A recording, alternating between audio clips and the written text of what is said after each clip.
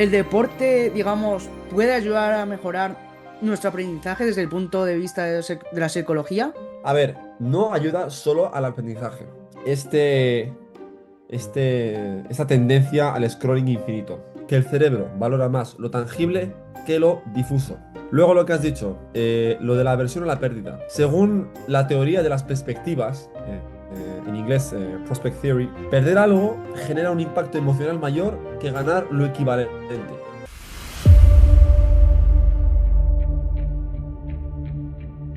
Bueno, buenas tardes, Idris. Encantado de poder tenerte de nuevo en Mentes 404. Buenas tardes, Víctor. Muchas gracias por la invitación. Es un placer volver a estar aquí contigo para volver a charlar de temas muy interesantes relacionados con la psicología. La verdad es que la primera vez fue increíble, me gustó mucho grabarlo y me gustó mucho charlar sobre IA y psicología y hoy vamos a hablar de una temática también igual de interesante, que es todo lo relacionado con la psicología del aprendizaje. Bueno, tú comentaste, ¿no? O sea, me comentaste en su momento que tú también, cuando estudias la carrera, el primer año tuviste la asignatura de psicología del aprendizaje, ¿no? Sí, sí, efectivamente. Yo cuando empecé, y me acuerdo hace ya 5 años, a estudiar psicología, me acuerdo que la primera asignatura que tuve en el primer cuatrimestre, entre tantas, era psicología del aprendizaje. Entonces era una asignatura que a día de hoy yo considero que es fundamental para iniciarse al mundo de la psicología y del comportamiento humano porque es realmente el estudio profundo de las interacciones entre estímulos y respuestas.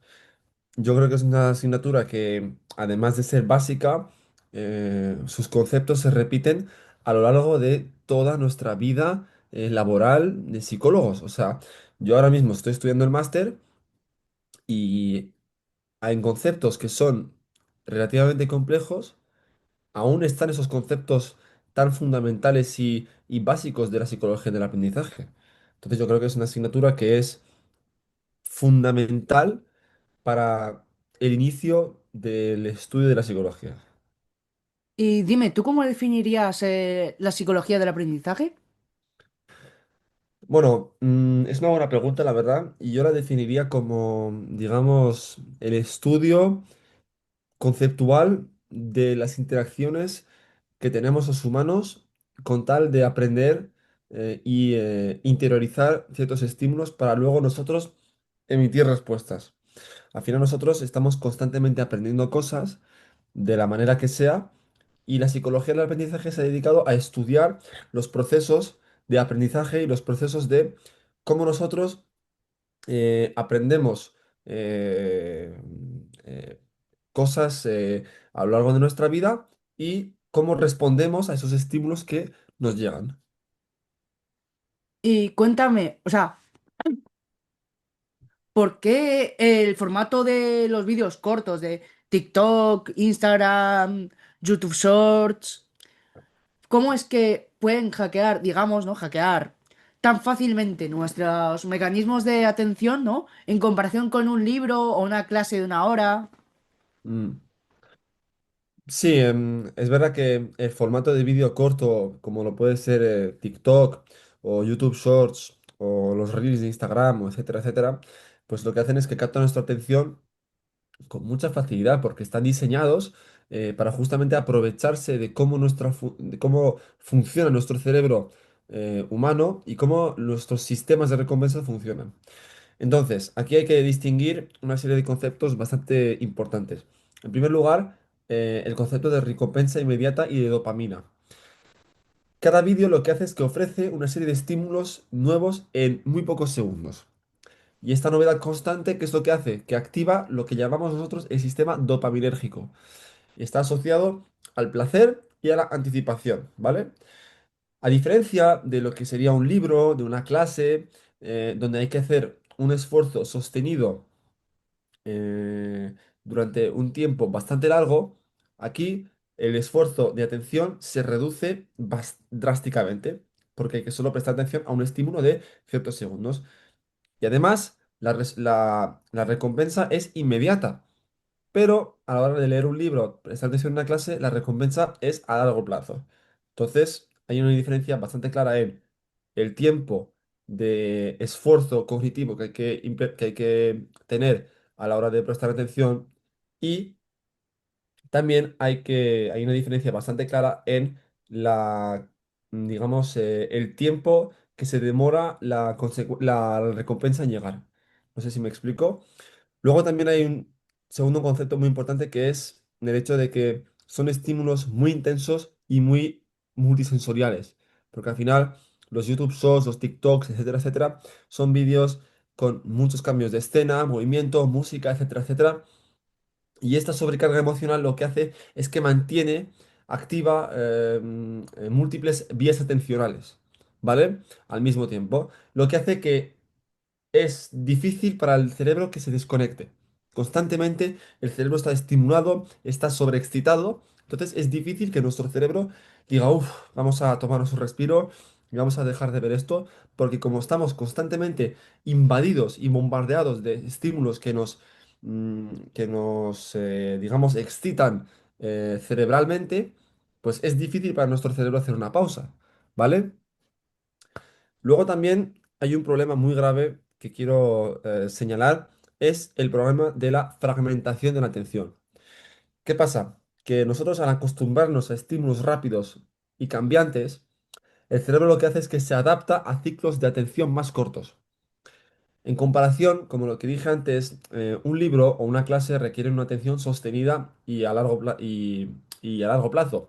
Pero un vídeo corto de YouTube o de TikTok requiere que nuestra atención se reduzca muy poco, bastante, o sea, mucho. Entonces, eh, hay una mayor o sea, intolerancia al contenido a largo plazo y hay un mayor sentimiento de aburrimiento inicial. Yo veo mucho que ahora la gente, cuando les dices, oye, mírate un vídeo y cuando ven que el vídeo dura 20 minutos, dicen, joder, qué pereza, tío, no me voy a ver esto. Pero cuando ven que el vídeo dura un minuto, dice, bueno, puedo vérmelo. Ahí es un problema. Ahí es un problema de hasta qué punto nosotros somos capaces de mantener nuestra atención. Bueno, en verdad me he quedado con una pregunta, ¿no? Sobre el tema de qué es la dopamina en verdad y si es bueno o malo para nosotros a la hora del aprendizaje. A ver, ¿qué es la dopamina? La verdad es una buena pregunta. Em, Voy a empezar por responder a la segunda pregunta, si te parece, y decirte que yo no creo que la dopamina sea algo ni bueno ni malo. No es algo que se pueda catalogar como sano o perjudicial para nuestro cuerpo, porque al final no deja de ser algo que está en nuestro cuerpo y que forma parte de nosotros. Es como si te pregunto, ¿tú crees que tener que secretar insulina es algo malo o es algo bueno?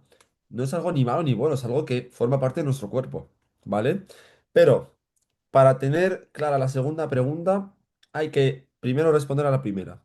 Y la primera pregunta es, ¿qué es la dopamina? Vale, pues la dopamina, para aquellos que no lo saben, es un neurotransmisor clave de nuestro sistema cerebral eh, que básicamente actúa en los circuitos del placer y la recompensa a corto plazo, ¿vale?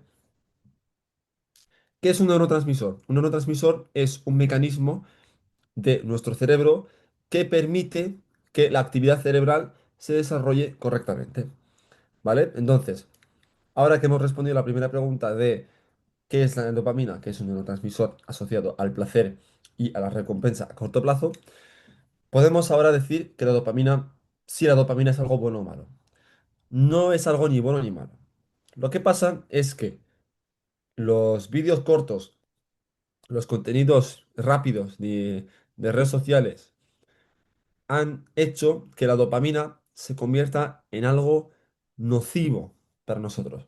Inicialmente no lo es, no lo es realmente. Si tú separas y quitas esta problemática de las redes sociales y te quedas solo con la dopamina, realmente no es algo ni malo ni bueno, es algo que está en nosotros. Lo que pasa es que el uso problemático de los contenidos rápidos en Instagram, en YouTube, en TikTok, etcétera, etcétera, han convertido en la dopamina como, digamos, una consecuencia de este mal uso, ¿vale? Se ha convertido, digamos, como en una droga, ¿vale? Cuando la gente dice, estamos constantemente buscando dopamina, hombre, es que constantemente la estamos buscando porque en nuestras actividades del día a día, que son placenteras, buscamos a tener ese chute de dopamina. Lo que pasa es que cuando estamos buscando de manera casi adictiva ese chute de dopamina, ahí ya es cuando un problema, ¿vale? Y ya no solo con las tecnologías, también con muchas otras adicciones, la droga, la comida, mm, muchas cosas que pueden suponer una adicción y que estemos constantemente buscando ese chute, esa necesidad de tener dopamina y de sentir dopamina.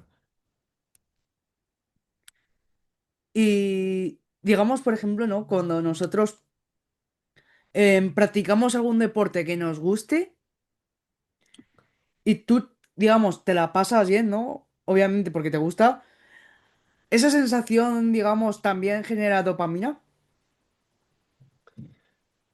A ver, es una sensación distinta, porque al final la dopamina, como he dicho, es un neurotransmisor asociado al placer a corto plazo.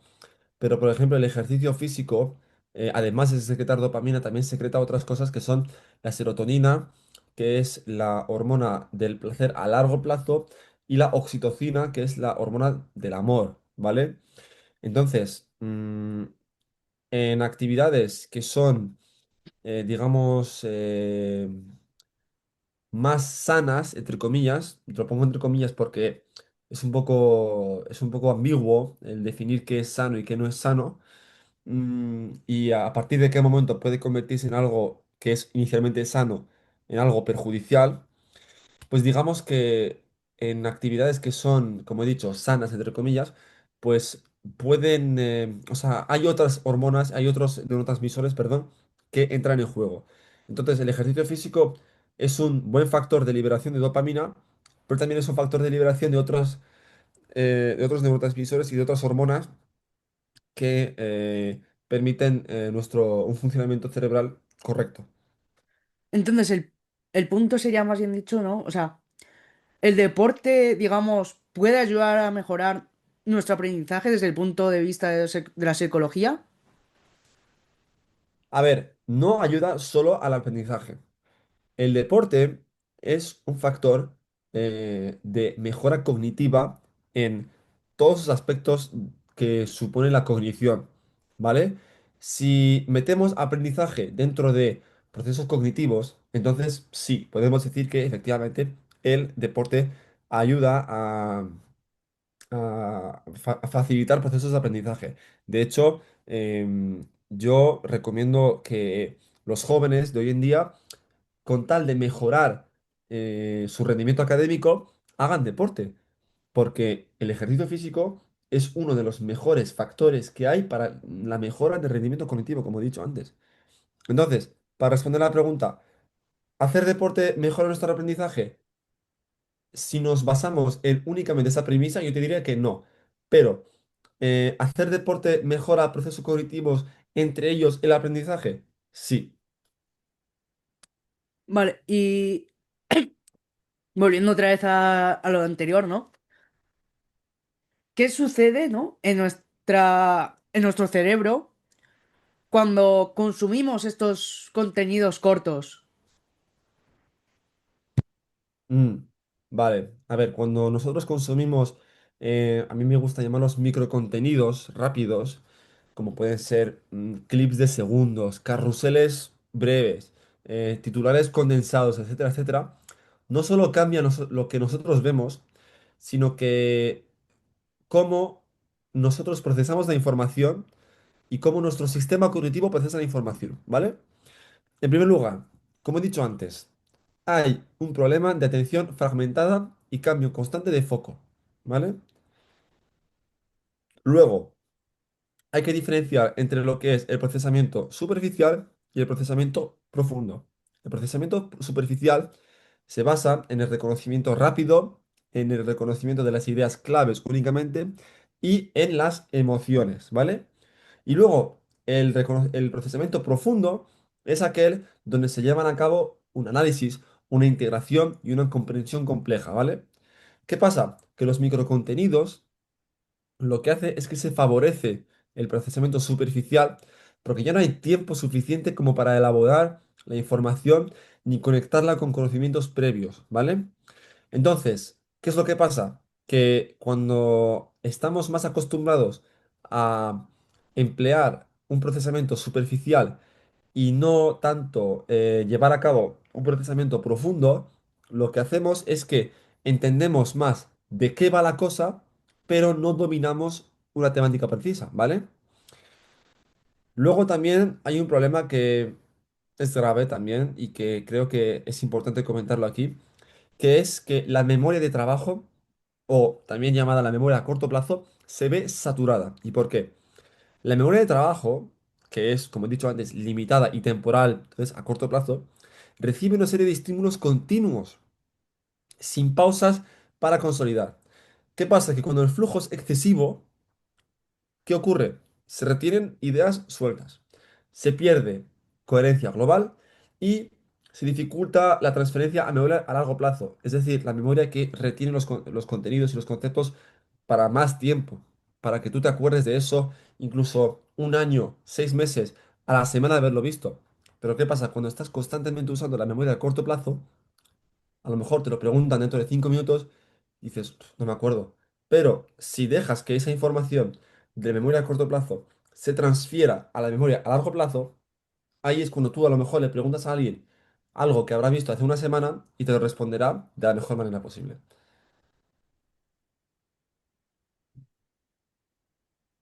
Y dime, o sea, desde el punto de la psicología, ¿no?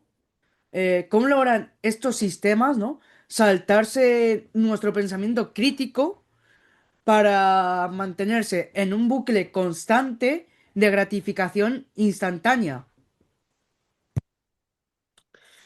Mm, la verdad es que es una buena pregunta. A ver, desde lo que se llama la psicología cognitiva y conductual, estos sistemas no es que apaguen el sistema, el pensamiento crítico. O sea, al final, tú no puedes extinguir o apagar constantemente y definitivamente un, un procesamiento, o sea, un tipo de pensamiento. No lo puedes apagar. Pero sí que puedes reducir la probabilidad de activarlo, que es una diferencia bastante sutil, pero creo que marcar la diferencia entre apagar y reducir la probabilidad de activar es muy importante. Entonces, aquí hay conceptos importantes que hay que destacar, ¿vale? En primer lugar, hay un dominio del procesamiento automático. Hay que entender que el cerebro opera con dos formas, con dos modos, ¿vale? La automática, rápida e intuitiva, que es básicamente un ahorro de energía. Y luego el modo reflexivo y analítico, es aquel que requiere esfuerzo. El contenido que es breve, emocional y rápido, lo que hace es que activa el modo automático. Y no hay pausa ni fricción. Y el sistema reflexivo lo que hace es que apenas entra en juego. Es decir, que ya no nos tomamos el tiempo de pensar, de analizar, de comprender, de reflexionar sobre los contenidos que vemos, sino que solo lo vemos un rato y lo volvemos a deslizar, ¿vale? Y luego también hay una cosa que no sé si se ha comentado ya, pero que hay una, digamos, prueba social y una serie de heurísticos, ¿vale? Los indicadores como visualizaciones, los likes y los comentarios funcionan como atajos mentales. Me explico. Tú ves algo y ves que, por ejemplo, tiene 2 millones de visitas. Dices, ostras, si muchos lo ven, debe de ser relevante, ¿vale? O, por ejemplo, si se comparte mucho, es que será cierto, ¿vale? Entonces, nosotros, conforme vamos adquiriendo este tipo de pensamientos y este tipo de reflexiones, lo que pasa es que sustituimos el pensamiento crítico por este tipo de esquemas cognitivos, ¿vale?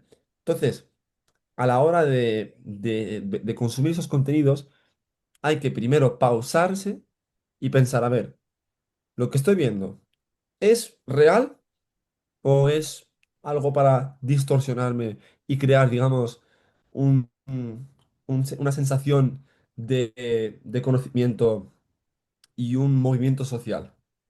O sea, la gente hoy en día ya no se para a pensar para ver si lo que están viendo es real o es una ilusión. La gente con tal de que haya muchas visitas, o muchos likes, o que la persona que lo haya compartido tiene muchos seguidores, dicen, ostras, es que será verdad, ¿vale? Entonces yo creo que eso también es importante. Eso es a lo que vosotros en psicología llamáis refuerzo variable, ¿no? Mm, sí, bueno, a ver, yo no lo llamaría así. Yo esto lo llamo más como digamos, una serie de adoctrinamiento por parte de las redes sociales y los contenidos rápidos para, digamos, tampoco quiero sonar muy aquí conspiranoico, pero sí que hacernos pensar como ellos quieren que pensemos, ¿vale? Y Mm. bueno, es verdad que el hecho de que ya no haya tanto pensamiento crítico y no haya tanta reflexión eh, es un problema grave porque al final eh, estamos, digamos, siendo un poco como adoctrinados por las redes sociales y un poco dirigidos mm, a una forma de pensar que no es realmente la nuestra, sino que es una forma de pensar impuesta por las redes sociales.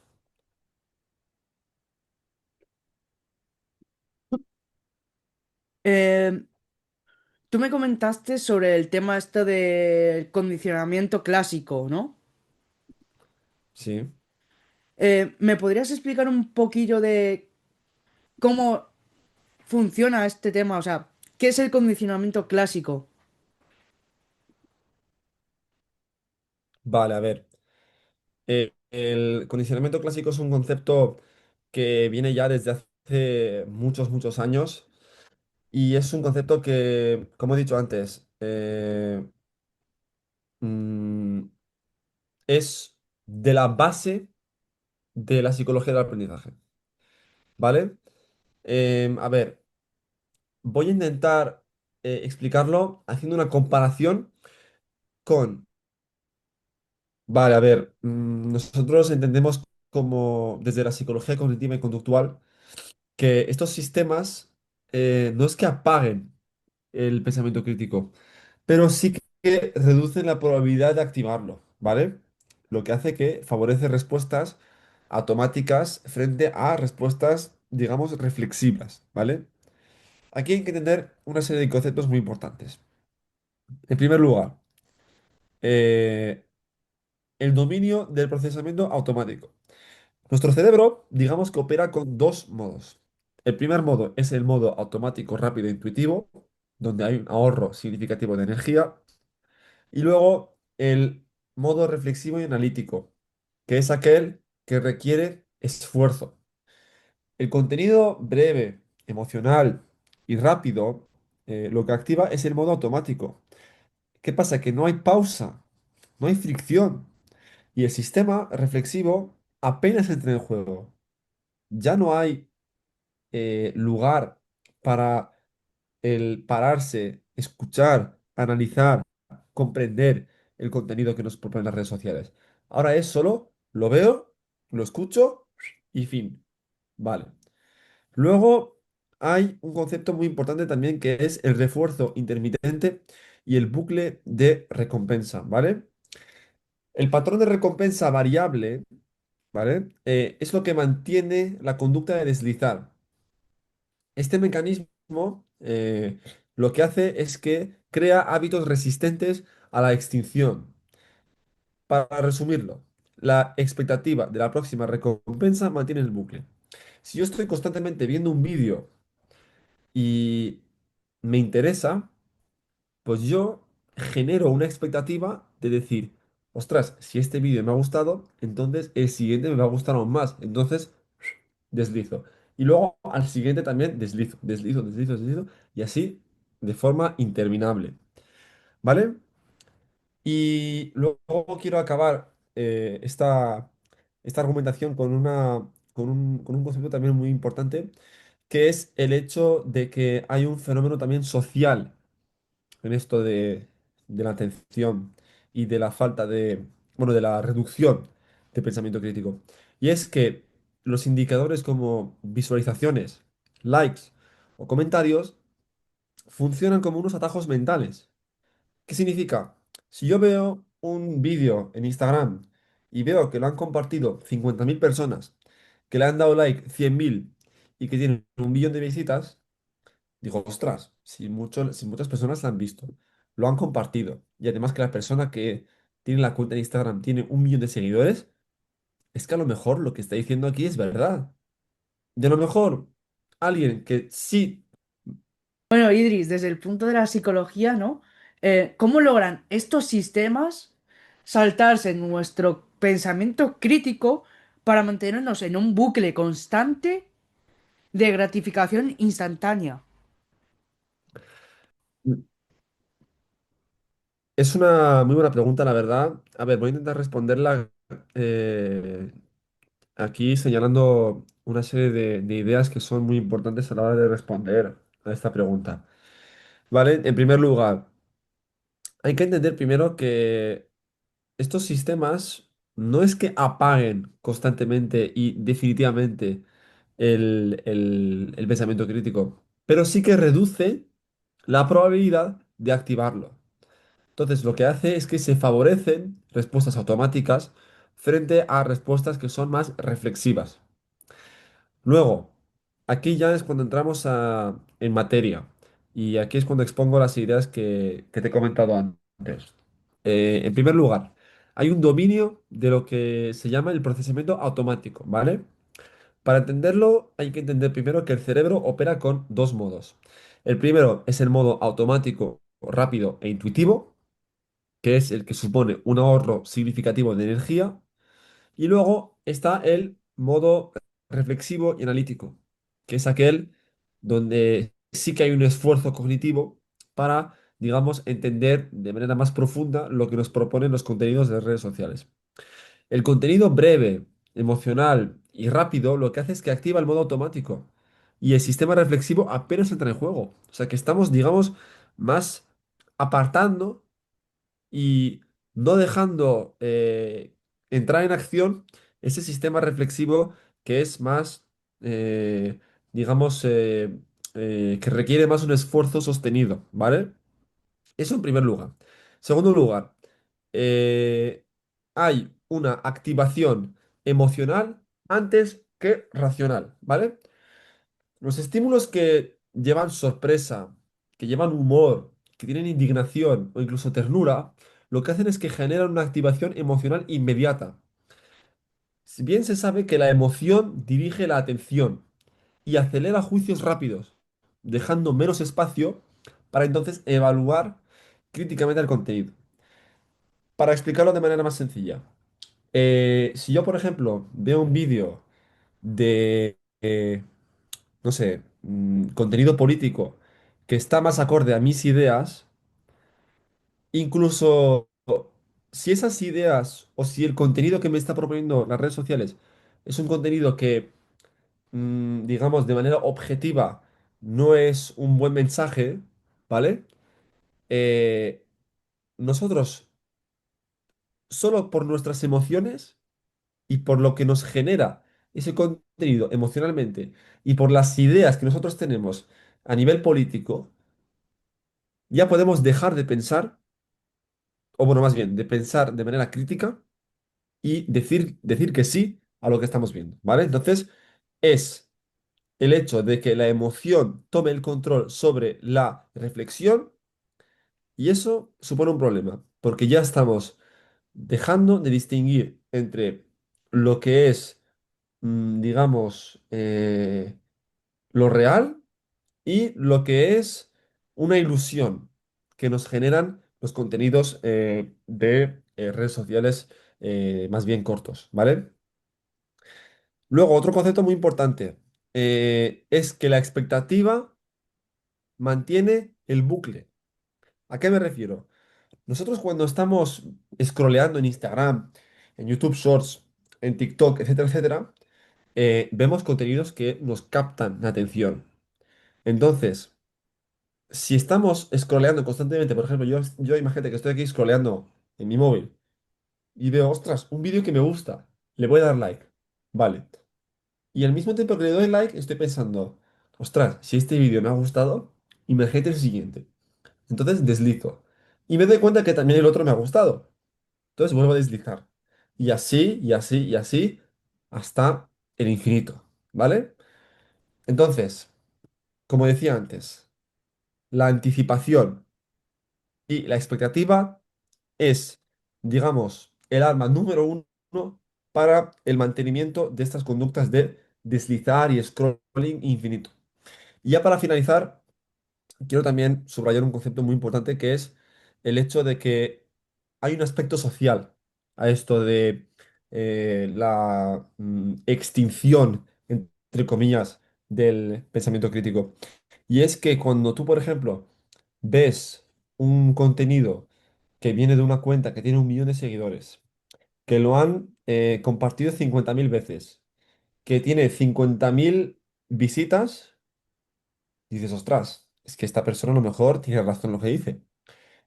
Pero luego lo ves desde otra perspectiva y dices, joder, macho, esto es una tontería, ¿vale? Con esto, ¿a dónde quiero llegar? Que eh, la gente ya no se fija en el contenido, sino en el impacto que ha tenido ese contenido en las masas, ¿vale? Si muchos lo ven, debe ser relevante. Si se comparte mucho, es que será cierto. Y no es siempre el caso. Estos heurísticos, que estos se llaman heurísticos, sustituyen el análisis crítico. Y esto puede ser un problema muy grave porque nos están, digamos, tampoco quiero sonar muy conspiranoico, pero un poco adoctrinando y nos están diciendo cómo tenemos que pensar, cuando realmente somos nosotros mismos que tenemos que hacer el proceso interno de reflexión y sacar nuestras propias conclusiones que pueden estar acorde o no con lo que vemos. Pero en todo caso, tiene que venir de nuestro propio pensamiento y no de una estructura ajena, ¿vale? Y dime, ¿cómo, o sea, cómo explicarías, ¿no? El tema este del condicionamiento clásico. A ver, el condicionamiento clásico es un concepto, digamos, de los conceptos fundadores de la psicología del aprendizaje. Es algo que, vamos, yo he visto 1000 veces en lo que llevo estudiando en la carrera de psicología y es algo que vi yo desde el día uno en psicología, en mi primer año del grado, ¿vale? Eh, Aquí hay que nombrar a un gran científico que es Iván Pavlov, que es el que descubrió y, digamos, inventó lo que es el condicionamiento clásico y básicamente observó que los perros lo que hacían era que salivaban naturalmente ante la comida, ¿vale? Luego eso se reemparejó repetidamente. ¿Eso qué generó? Generó que la comida provoca salivación. La salivación entonces es una respuesta natural. La campana más comida es una asociación. Entonces, cuando solo se le daba la campana, el perro ya asociaba a campana es igual a comida. Entonces, comida es igual a salivación. Por lo tanto, si seguimos esa regla de tres, campana es igual a salivación. No sé si me entienden, ¿vale? Entonces, hace que la campana se ha convertido en una señal que anticipaba a la recompensa. Ahora bien, ¿cómo vamos a explicar esto en el tema del podcast de hoy, que es un poco las redes sociales, cómo influye en nuestra atención? Vamos a poner el ejemplo de las notificaciones del móvil, ¿vale? De cuando nos llega un mensaje, una notificación de Instagram, de YouTube, de TikTok, de lo que sea. En nuestra vida digital, digamos, el mensaje, like o respuesta es la recompensa social o emocional, ¿vale? El sonido o vibración es, digamos, una señal neutra al inicio, ¿vale?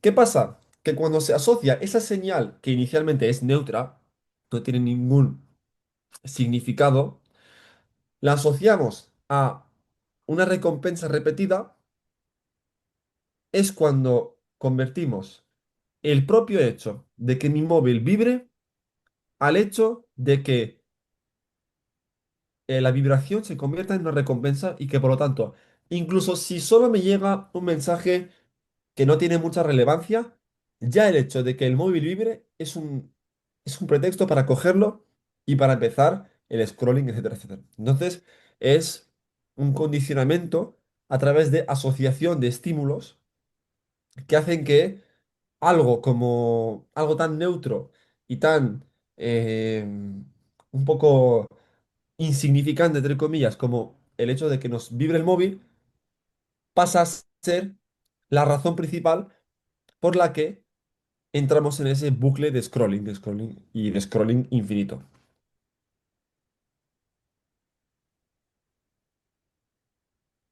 Y dime, la solución aparte de poner el móvil apartado o en modo silencio, quitando las vibraciones y todo este tema, ¿habría alguna manera aparte de eso o la fuerza de voluntad, digamos, ¿no?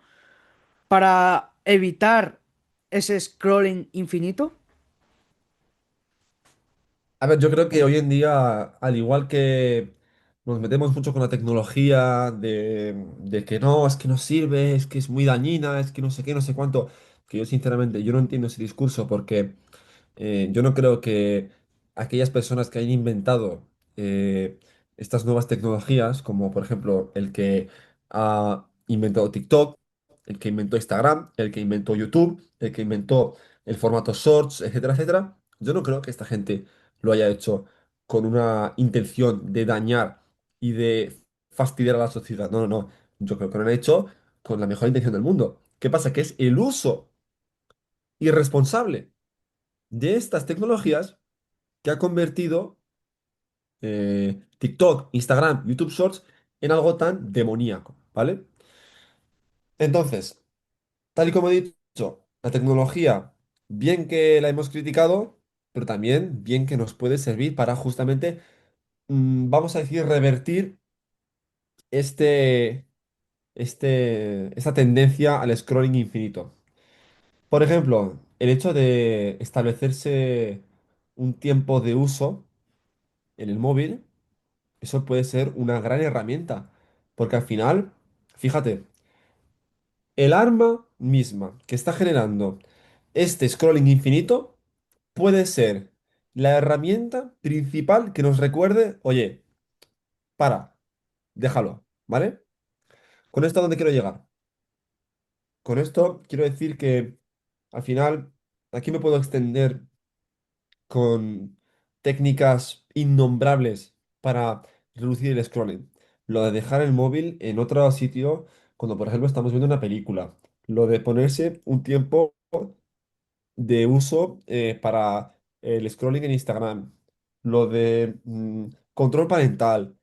Muchísimas cosas que pueden servir para reducir este tipo de técnicas. Pero al final, yo creo que la mejor técnica es aquella que mejor le viene al usuario. Porque si nosotros empezamos a tener, o sea, a ver, está bien tener conciencia del problema, pero eh, yo no creo que hay que quemar las etapas y creo que la mejor técnica es aquella que mejor le viene al usuario. No sé si me explico, pero en todo caso, eh, solo decir que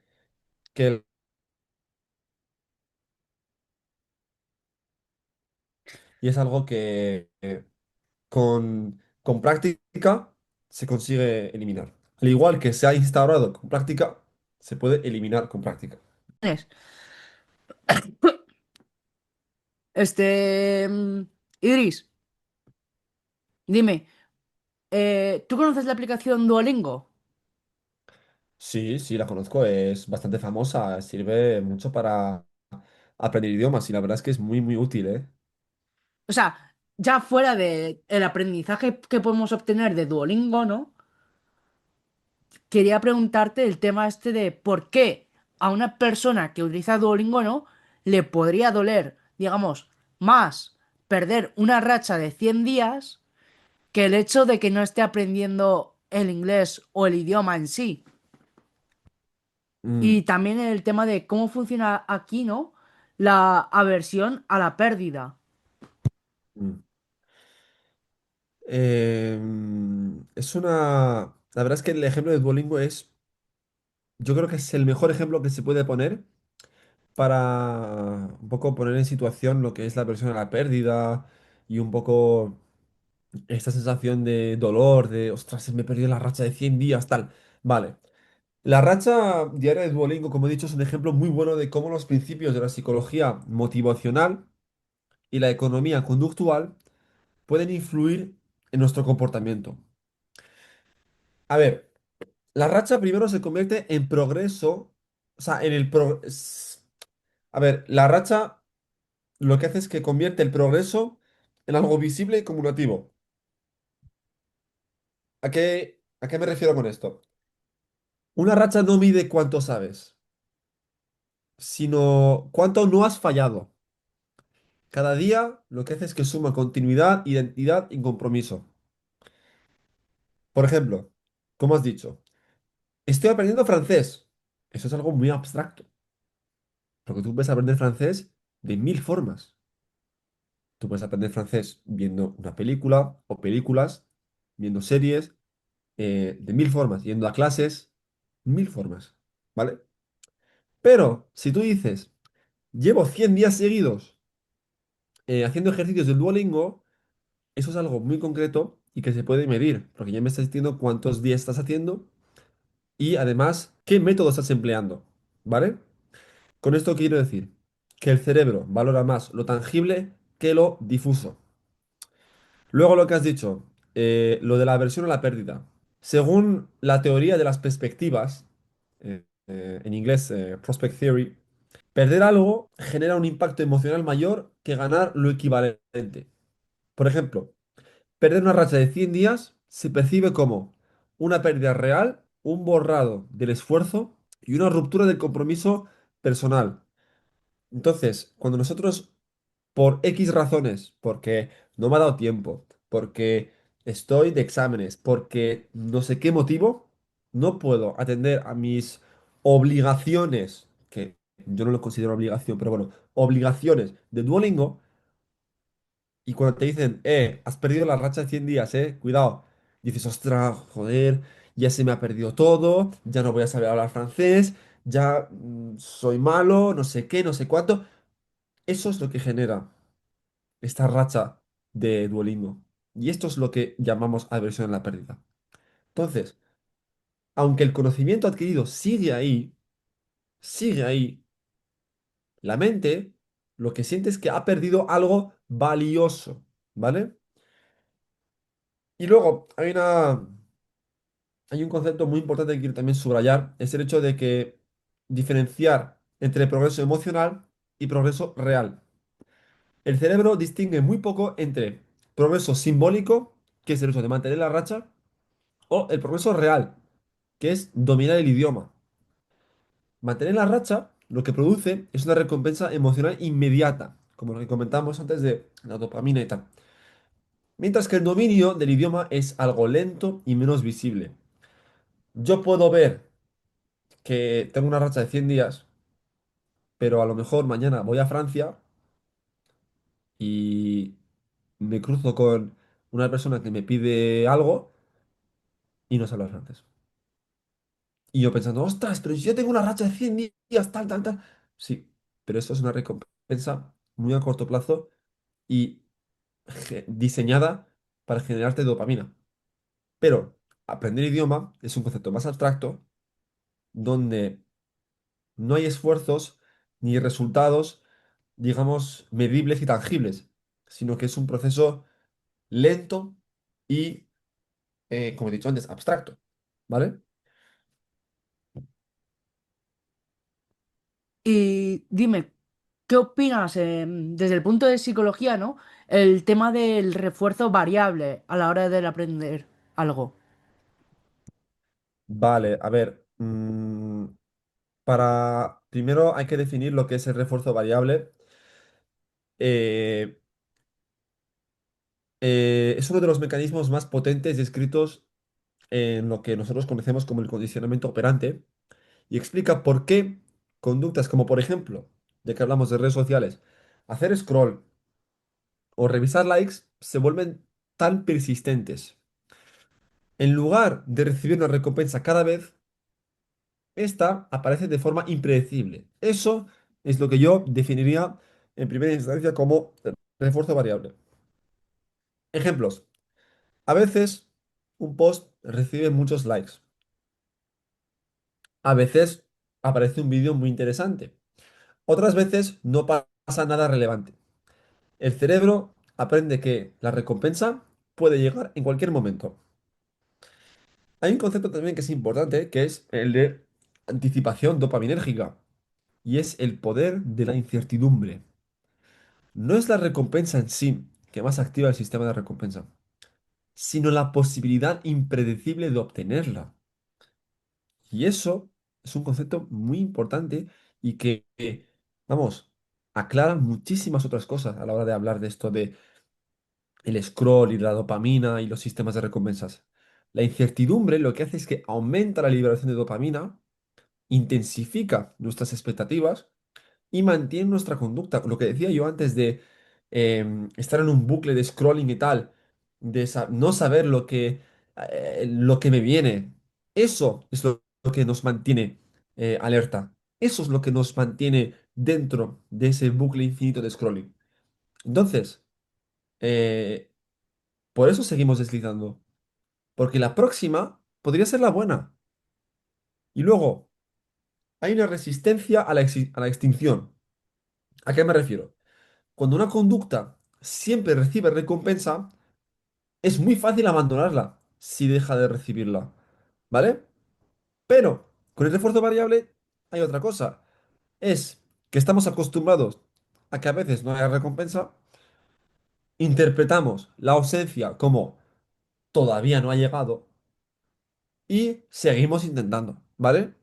Y este patrón es el más resistente a desaparecer. Y ya para terminar, quiero aclarar una cosa. Yo lo llamo el efecto máquina tragamonedas.